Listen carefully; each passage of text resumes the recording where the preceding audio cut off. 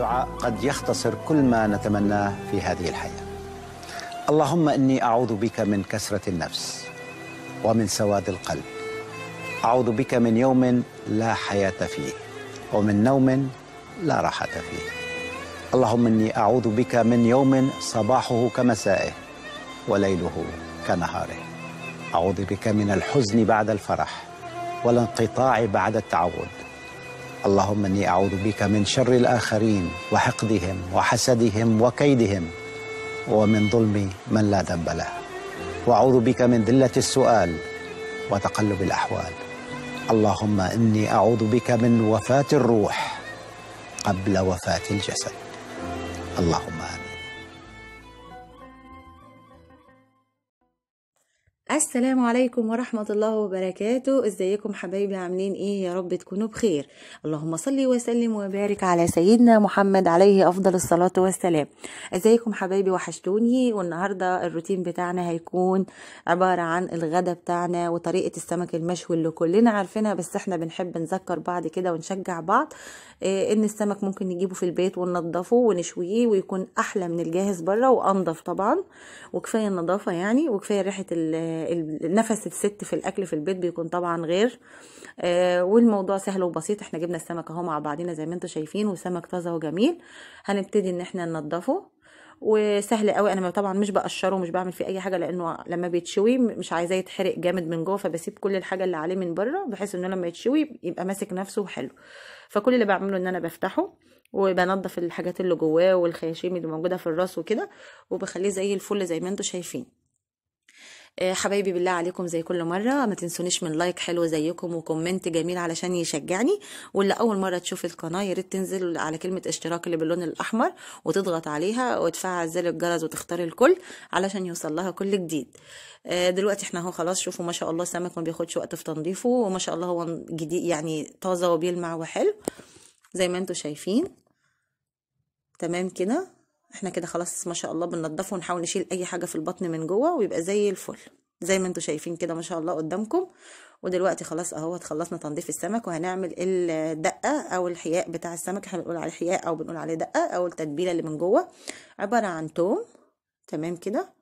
وفلفل احمر وفلفل اخضر. انا طبعا بكون محتفظه بالفلفل ده في الفريزر وبيبقى زي الفل، يعني بطلعه في اي وقت انا محتاجاه واستخدمه.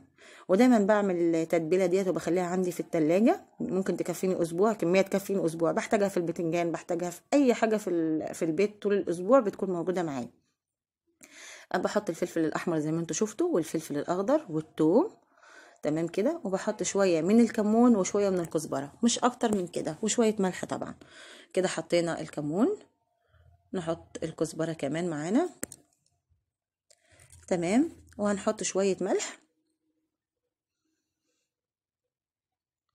وهنضربهم بالكبه. ما شاء الله الكبه دلوقتي بقت طبقه سهله وسريعه افضل من الدق زمان يعني. هنعملها دلوقتي زي ما انتم شايفين بالكبه، مش هتاخد ثواني معانا. غدا سهل وسريع وخفيف وحلو ومغذي جدا. وطبعا كلنا عارفين فايدة السمك سواء للكبار او للاطفال.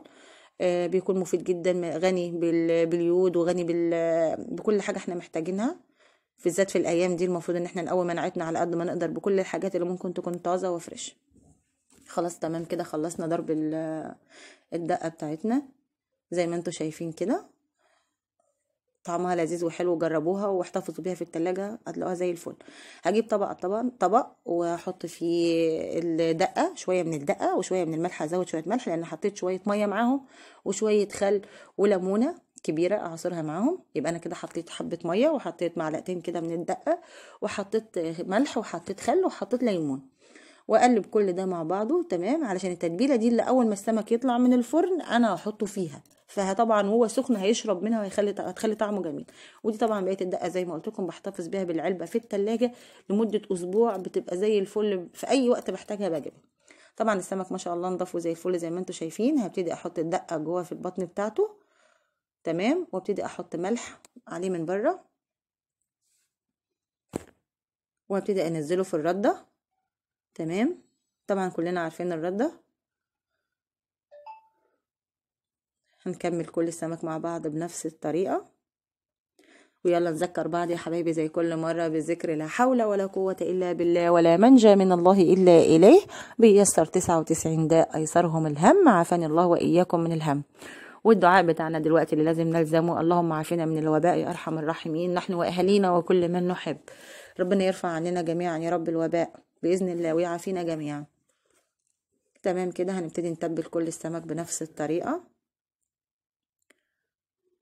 سهل وسريع، وان شاء الله لو جربتوه هتحبوا السمك بالطريقه ديت وهتعملوه على طول. انا بحسه ان هو خفيف عن السمك المقلي، بحيث ان هو يكون مفهوش زيوت ومفهوش اي حاجه، وبيكون طبعا والله طعمه اخف والذ بكتير. تمام كده. وطبعا كلنا عارفين ان احنا لما نختار السمك لازم نكون نفتح الراس كده ونشوف الخياشيم بتاعتها، لو لونها احمر بتكون دي ما شاء الله طازه وعيونها تكون بتلمع، والسمكه لما تضغطي عليها تكون ناشفه، ما تكونش طريه كده، تضغطي تبقى طريه. فده طبعا الحاجات اللي احنا بنعرف بيها السمك الطازه، لان السمك بيفرق، لو سمك طازه بيفرق جدا في الطعم بتاعه.